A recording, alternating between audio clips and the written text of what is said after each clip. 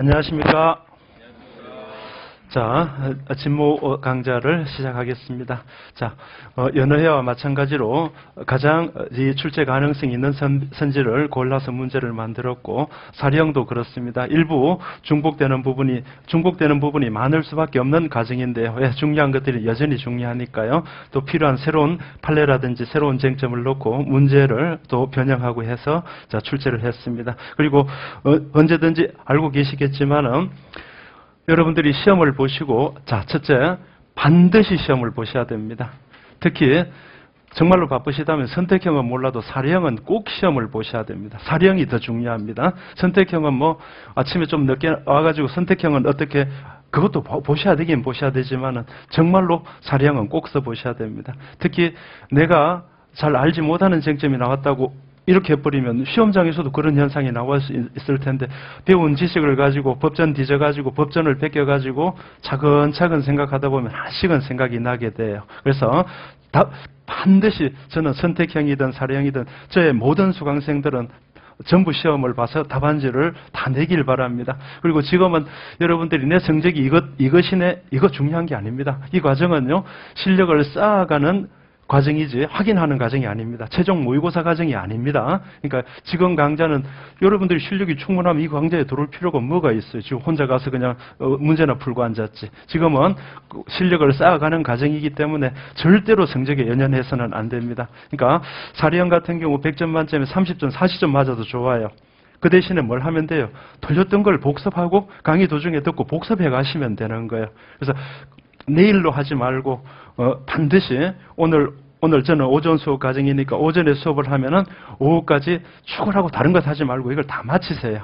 이걸 마치고 여기에 있는 것들을 다 마치시고 적어도 어제 정도는 요 진도 범위 안의 것들을 가볍게라도 한번 읽으셨을 거예요. 요걸 다 읽어보시고 자, 일단 시험을 볼 때 체크를 한 것이 있을 거예요. 내가 자신 있게 맞힌 부분은 복습할 때 보실 필요가 없는 것이고, 한 번 아는 건 영원히 아는 것이에요. 그러니까 틀린 것들 가볍게 체크하시고 또다시 어때요? 이 모의고사 문제 다 복습하시고 나면은 제 생각에는 빨리 하세요. 자꾸 들여다보고 또 들여다보지 마시고, 아는 것 자꾸 쳐다보지 말라니까요. 그러니까 제가 강의 때마다 말씀드리지만은 중요한 거는 반복해 본다가 아니라 중요한 걸 익힌다는 걸 알아야 돼. 익히고 나면 중요한 것도 다시 안 봐도 됩니다. 덜 중요한 걸 다시 보는 게 덜 중요하더라도 그걸 보는 게 더 낫지. 아는 중요한 걸 말하고 또 봐요. 이미 알고 있는데. 명심하시길 바라고요. 그리고 최소한 오후 낮을까지는 여러분들이 빨리 끝나시는 분들은 앞에 어제 요 시험을 보기 위해서 진도 과정에 봤던 기본서를 다시 한번 다 보시면서, 그러니까 기본서로 예습하시고 시험 보시고 강의 듣고 중요한 것들 체크하고 제가 추가 설명하는 것들을 체크해놨다가 보시고, 시간이 안 나면 그렇게 넘어가셔도 상관없고, 약간 시간이 1시간 정도라도 여유가 있으면 기본서를 자꾸 뚜렷지게 글자 읽듯이 보지 말고 그냥 쭉 읽으세요. 아, 내가 이거 판례 아는 거, 모르는 거 다시 한번 이렇게 알겠죠? 그리고 나서 저녁 시간부터는 다시 또 예습을 해가시고, 그리고도 시간적 여유가 저녁 시간에 남는다면 앞에 민사법 같은 걸 조금씩은 공부해도 좋겠습니다. 아마 아직까지는 진도 과정에 있는 이 과목, 본 과목을 갖다 공부에 전념하시는 것도 방법이 아닐까 싶습니다. 3순환 때 가면은 시간적 여유가 있으면 다른 과목하고 교차해서 공부를 해도 된다는 게 제 생각입니다. 자, 강의 진행하겠습니다. 가급적이면 모든 걸 다 타치해 드리겠습니다. 자, 문제 1번 보시면은요. 자, 먼저 1번 지문은요. 올해 상반기 판례여서 출제 가능성이 있다고 보아 지문을 만들었습니다. 내용 자체는 어려운 것이 아닙니다. 읽어보겠습니다. 의료법 41조는 각종 병원에는 응급 환자와 입원 환자의 진료 등에 필요한 당직 의료인을 두어야 한다라고 규정하는 한편, 90조는 41조를 위반한 사람에 대한 처벌 규정을 두고 있다. 첫째 한숨 돌렸죠. 그죠? 그러면 의료법이니까 특별한 말이 없기 때문에 법률입니다. 자, 법률에서는 뭐라고 했어요? 가장 간단하게 말하면 법은 필요한 당직 의료인을 두어야 한다라는 명령을 하고요. 명령 규정을 두고 이에 위반하면은 처벌한다 그랬습니다. 그러면 수범자는 뭐만 하면 되겠어요? 필요한 당직 의료인을 두기만 하면 명령을 준수하는 것이 되겠죠. 그런데 하위법인 시행령이 뭔가 하면은 하위법인 시행령 18조 1항이 당직 의료인의 수와 자격 등 배치 규정을 추가적으로 규정하고 이를 위반하면은 90조에 한 처벌 대상이 되도록 했다는 거죠. 자, 변경이 있었어요. 모법에서는, 즉 법률에서는 당직 의료인을 두어야 한다라고만 했는데 하위법인 시행령은요, 당직 의료인의 수와 자격까지 추가적으로 기준을 두었다는 거죠. 그러면은 뭐예요? 의료인을 두기만 하면 됐을 텐데 이제는 어때요? 자격도 맞춰서 또 그 숫자도 맞춰서 두어야 한다고 했기 때문에 구성 요건이 어때요? 구성 요건이 더 준수하기가 더 어려워지게 되었다는 거죠. 모법에 이임이 없는 상태에서 당직 의료인의 수와 자격 등 배치 규정을 추가했기 때문에 시행령은 모법의 이임의 범위를 벗어난 것이 되는 거죠. 됐죠? 당직 의료인을 두어야 한다. 두기만 하면 됐을 텐데 일정한 자격을 갖춘 자를 또 그리고 뭐 입원 환자 200명당 1명씩 이런 식으로 했기 때문에 자, 모법에 따르면 어때요? 당직 의료인을 200명당이든 300명당이든 두기만 하면 됐을 텐데 하위법에서는 200명당 1명 이랬기 때문에 준수하기가 더 어려워졌죠. 구성 요건을 추가적으로 규정함으로써 준수의 범위가 넓어졌다는 것입니다. 이임의 한계를 벗어난 것이죠. 무효가 될 것입니다. 됐고 다음 2번입니다. 자, 참고적으로 1번 지문, 2번 지문 둘 다 대판전입니다. 자, 2번 보시면은 상당히 지엽적인 것인데 대판전이라는 이유가 있기 때문에 출제가 될 수 있습니다. 환자의 안면 부인 눈가와 미간에 보톡스 시술을 한 피고인의 행위는 치과 의사에게 면허된 것 이외의 의료 행위라고 볼 수 있는가 없는가에 관한 얘기입니다. 자, 우리가 얼른 생각하면 치과 의사하고요. 자, 미간에 보톡스 시술하는 것하고는 이건 성형외과 정도가 할 것 같은 느낌이 들어서 치과 의사에게 면허된 것 이외, 즉 초과 의료 행위가 아닐까라는 생각이 드는데요. 자, 치과 대학이나 치과 대학원에서는요, 이런 이 보톡스 시술에 관한 의료 행위 자체도요, 그 학습의 내용에 포함되어 있고요. 일반적인 의료 행위의 지식을 갖출 수 있도록 가르쳐 준다고 합니다. 그래서 이와 같이 보톡스 시술 자체도 치과 의사의 의료 범위 내의 것이라고 할 수 있다는 거죠. 결론은요. 자, 그리고 마지막에 하나가 더 있어요. 시술이 미용 목적이라 하여 달리 볼 것은 아니다. 이랬기 때문에요. 오선지가 나온다면 이렇게 될 수가 있어요. 보톡스 시술을 한 피고인의 행위가 치과 의사에게 면허된 것 이외의 의료 행위라고 볼 수 없다 하더라도 시술이 미용의 목적이라 할 경우는 이와는 달리 보아야 한다라는 오선지가 나올 수도 있겠죠. 그러니까 그 뒤쪽을 갖다가 염두에 두시고 푸셔야 됩니다. 됐죠? 됐고 다음 3번입니다. 자, 3번은 여러분들이 기본 강의 때 아주 자주 봤던 내용이죠. 그죠? 자, 부진정소고비법과 진정소고비법인데 판세를 하지 않아도 알 것입니다. 부진정소고비법은 원칙적으로 인정되고 진정소고비법도 예외적이나마 인정된다. 제가 강의 때마다 말씀드렸죠. 헌법에서는 예외 요건이 중요하겠지만 형법에서는 예외가 중요한 게 아니라 의역권 간에 예외 요건을 갖추면 진정소고비법도 인정이 될 수 있다는 것이 중요하다고 말씀을 드렸습니다. 자, 읽어보실까요? 자, 둘째 줄에 보시면 저도 요 해설지 쪽을 여러분들이 대부분 보시고 계시죠? 자, 해설지를 중심으로 해서 보겠습니다. 자, 둘째 줄에 보시면 공소시효가 이미 완성된 경우에 어때요? 그 소급하는 법을 만드는 걸 진정소급위법이라 하죠. 진정소급위법도 예외적이나마 허용된다는 것이죠. 그죠? 왜? 예외적인 요건 속에서는 형법에서는 어때요? 보전해야 할 공익이 해쳐지는 사익보다 지대하게 큰 경우, 자, 5.18 특별법 사건 이러한 요건을 갖췄다는 것이 되겠죠. 됐고 다음 4번은 쉬운 것입니다.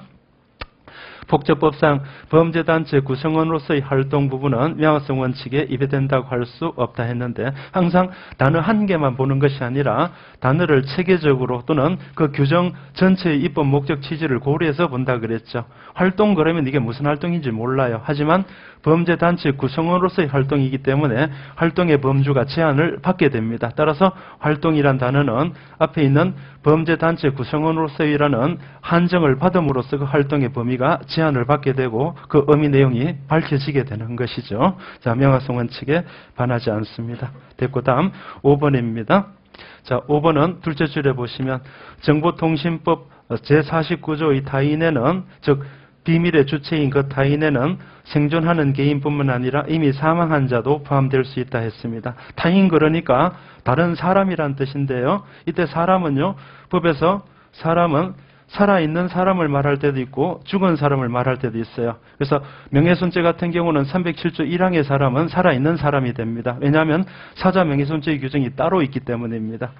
이와 같이 사람을 살아있는 사람만 말할 때 또 살인죄의 사람 같은 경우 생명이 붙어있는 살아있는 사람을 말하는 그런 경우도 많지만은요. 자, 이 경우가 판례가 나오는 거죠. 사자 명의의 문서도 문서성을 갖게 될 것인가. 자, 요건을 갖춘다면 문서성을 갖게 된다 했어요. 그래서, 자, 이와 같이 문서 같은 경우도 어때요? 꼭 산 사람의 명의의 문서뿐만 아니라 사자 명의의 문서가 문서성을 갖게 되듯이 이 비밀의 주체가 사자도 될 수 있다라고 판시했던 사건입니다. 판결 이후에서요. 자, 사망한 자도 이 비밀의 주체가 된다라고 얘기를 했습니다. 됐고, 다음 2번 문제.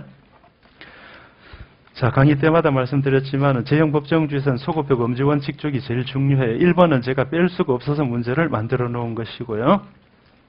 자, 과연 소급표 금지 원칙이 적용될 것인가에 관한 문제인데 여러분이 이미 다 알고 계시다시피 자, 뒤쪽하고 또 문제를 약간 분산시켜 놨는데 자, 이거는 이미 기본 강의 때 다 배웠던 내용이죠.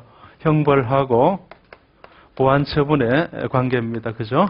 보안 처분의 관계인데 우리 대법원은 형벌하고 보안 처분에 관해서 이원론적 입장이 있습니다. 즉 형벌하고 보안 처분은 다르다는 거죠. 형벌은 과거의 불법에 대한 제재고 보안 처분은 장래 위험성에 대처하는 장래 지향적 형사 제재이기 때문에 양자는 다르다는 거죠. 그래서 형벌은 과거의 불법에 대한 제재이기 때문에 과거의 그 행위가 불법이라는 근거가 미리 마련되어 있어야 되지만은 보안 처분은 그럴 필요가 없다는 거죠. 따라서 형벌은 소급할 수가 없어요. 하지만 보안 처분은 장래에 대처하기 위한 것이지 과거에 대한 것이 아니기 때문에 과거에 미리 규정되어 있을 필요가 없고 재판 시의 규정 또는 사후에 만들어 소급할 수 있다는 거죠. 그렇다면 우리는 늘 말씀드렸다시피 쟁점이 형벌인가 보안 처분인가만 보면 된다는 거죠. 근데 딱 하나밖에 없어요. 그죠? 자, 그래서 보안 처분은요, 우리가 지금 방금 봤던 첫 번째 지문은 보호관찰 같은 경우는 보안 처분으로 분류가 되고 그리고 전자발찌 부착, 전자감시제도 뒤쪽에서 나왔지만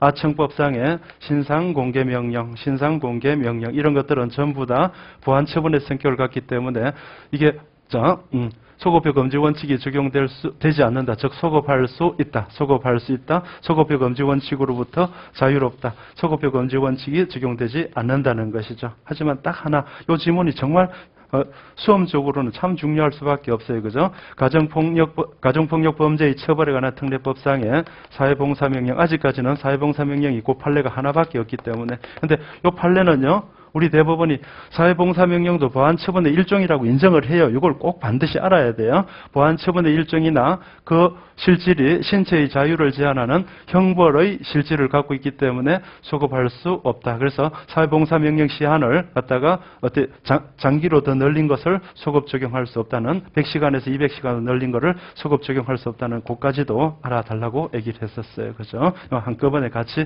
알아두시면 되는 거죠. 그죠? 됐어요. 그냥 아울러 뒤쪽에 계속 문제가 나오기 때문에 자, 법률의 변경은요.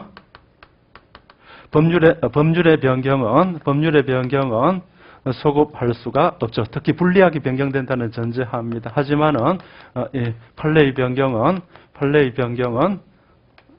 소급하여도 무방하다. 왜? 판례하고 법률은 전체 다를 해볼까요?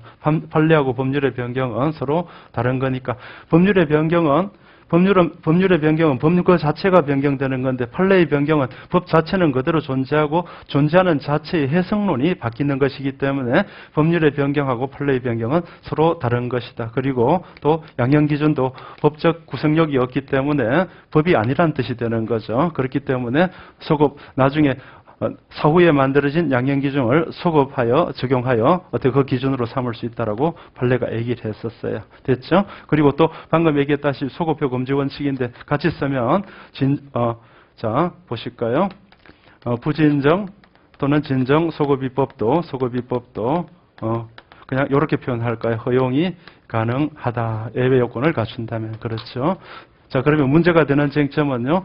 자, 보호관찰 소급할 수 있는가?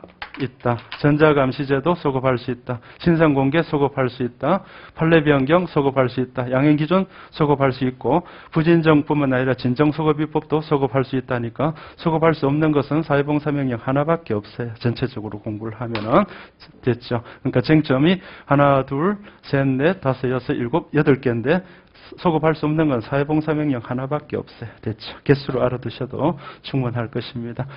가번의 보호관찰만 동그라미 하시면 될 것이고 소급할 수 있다는 뜻이고요. 나번도 판례 첫째 줄 중후반에 판례의 변경 동그라미 하시면 되겠죠. 동그라미 소급할 수 있다는 것이고 다음번에 위치 추적 전자장치 부착까지만 하셔도 되겠죠. 근데 요거는 조심할 것은 위치 추적 전자장치 부착 명령은 보안 처분의 성격을 넘어 형벌적 성격을 가지는 것으로서 여기서 이미 틀렸어요. 뒤에는 볼 것도 없고 전제도 틀렸어요. 됐죠? 위치 추적 전자장치 부착 명령도 동그라미 소급할 수 있다.